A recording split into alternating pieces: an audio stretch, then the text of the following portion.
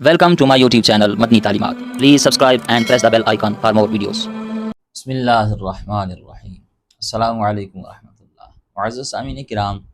یہ محمد ارسلان بھائی ہیں، انہوں نے کومنٹ کر کے سوال پوچھا ہے کہ مرحوم والدین کی طرف سے قربانی کرنا درست ہے یا نہیں، جائز ہے یا نہیں، یعنی اگر والدین فوت ہو چکے ہیں یا دونوں میں سے ایک فوت ہو چکا ہے، والدہ فوت ہو چکے ہیں یا والد فوت ہو چکے ہیں، تو ان میں سے کسی کی طرف سے قربانی کرنا یہ شرعاً جائز ہے یا نہیں، اس کا ثواب ان کو پہنچتا ہے یا نہیں۔ تو انشاءاللہ آج کی ویڈیو میں آپ کو اس اہم مسئلے کا جواب دینے جا رہا ہوں، کیونکہ بہت سارے لوگ اس طرح کرتے ہیں کہ وہ اپنے مرحومین کی طرف سے قربانی کرتے ہیں، وہ اپنے کبھی والد کی طرف سے قربانی کر دی، اپنے فوت شدہ بھائی کی طرف سے قربانی کر دی، یا فوت شدہ والدہ کی طرف سے قربانی کر دی، لیکن کہیں نہ کہیں ان کے ذہنوں میں یہ سوال بھی وہ کھٹکتا ہے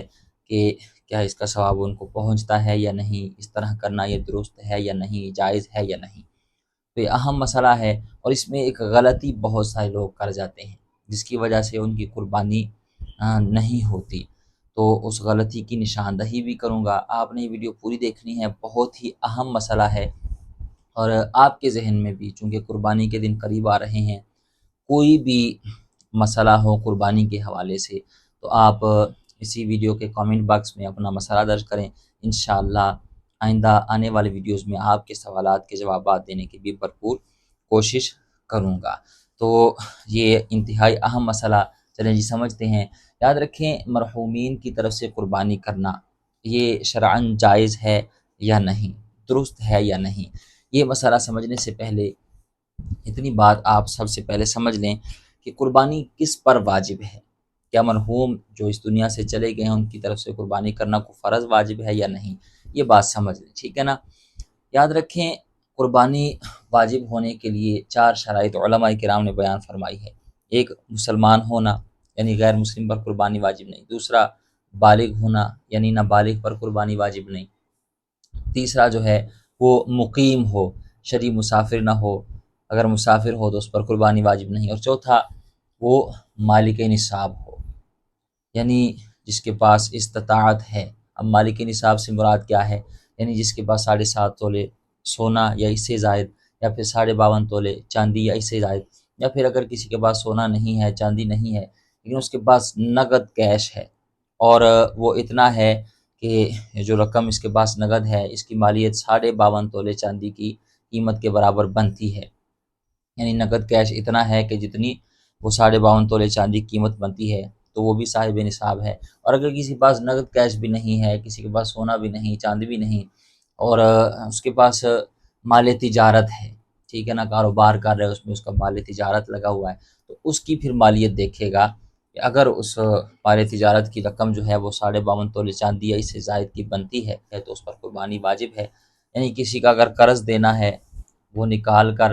اور کسی سے لینا ہے تو وہ اس میں کاؤنٹ کر کے پھر دیکھیں 52.5 تولے چاندی کی مالیت کے برابر بنتی ہے، تو ایسا شخص مالک نصاب ہے، اس پر قربانی واجب ہے۔ اب مرحومین کی طرف سے قربانی کرنا، فوت شدہ بہن بھائیوں کی طرف سے، والدین کی طرف سے، یا بہت سارے لوگ نبی پاک علیہ الصلوۃ والسلام کی طرف سے قربانی کرتے ہیں، تو یہ درست ہے یا نہیں۔ تو اس حوالے سے 2 حدیثیں آپ کے سامنے بیان کروں گا، انشاءاللہ بالکل واضح ہو کر آپ کے سامنے یہ مسئلہ آ جائے گا، اور پھر آپ کو وہ غلطی بھی بتاؤں گا جو بہت سارے لوگ کرتے ہیں، جس غلطی کی وجہ سے ان کی قربانی نہیں ہوتی ہے۔ پہلے یہ 2 حدیثیں سماعت فرمائیں۔ حضرت جابر رضی اللہ تعالیٰ فرماتے ہیں کہ میں نبی پاک علیہ الصلوۃ والسلام کی بارگاہ میں موجود تھا، پیارے آقا مدینہ والے مصطفیٰ صلی اللہ تعالیٰ علیہ وآلہ وسلم نے ایک مینڈا ذبح فرمایا، اور مینڈا ذبح فرمانے کے بعد فرمایا کہ یہ میری طرف سے اور میری امت کے ان لوگوں کی طرف سے ہے جو قربانی نہ کر سکے۔ اسی طرح ایک روایت میں ہے، حضرت علی المرتضیٰ شیر خدا کرم اللہ تعالی وجہ الکریم، آپ فرماتے ہیں ان کا یہ معمول تھا کہ آپ 2 مینڈے ذبح کیا کرتے تھے۔ تو لوگوں نے پوچھا حضور یہ کیا مسئلہ ہے کہ آپ 2 مینڈے ذبح کرتے ہیں؟ حضرت علی المرتضیٰ شیر خدا کرم اللہ تعالی وجہ الکریم فرماتے ہیں کہ میں اس لیے 2 مینڈے ذبح کرتا ہوں،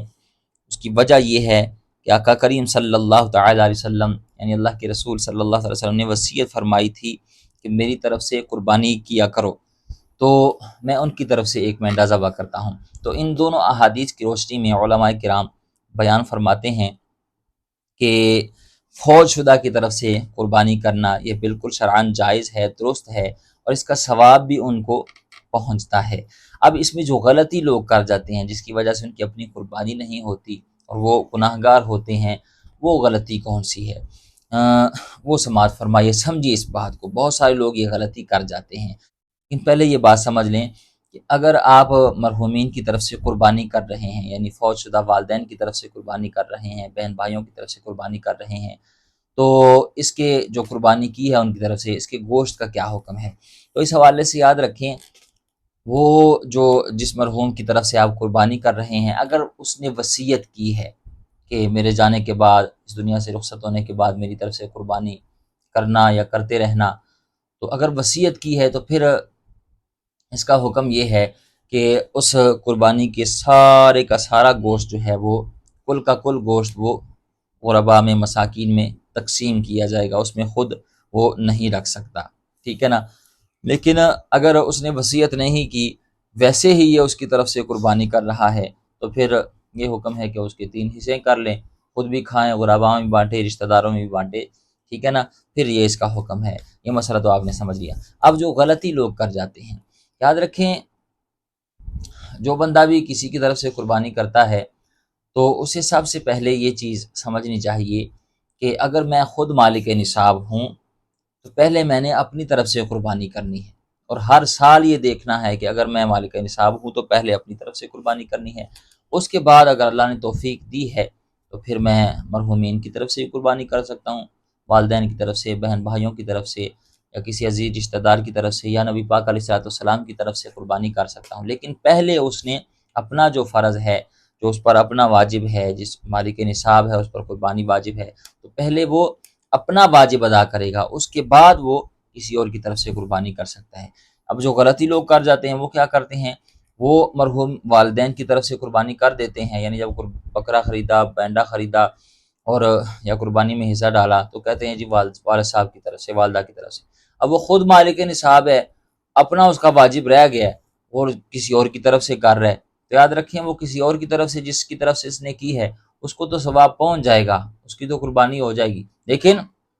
اس کا جو اپنا واجب ہے وہ ادا نہیں ہوگا۔ تو یہ غلطی آپ نے ہرگز نہیں کرنی ہے، ورنہ آپ کی اپنی خود کی قربانی نہیں ہوگی، اس طرح آپ گناہ گار ہوں گے۔ امید ہے آپ بات سمجھ گئے ہوں گے۔ اللہ تعالی ہمیں سمجھنے کی، عمل کرنے کی توفیق عطا فرمائے۔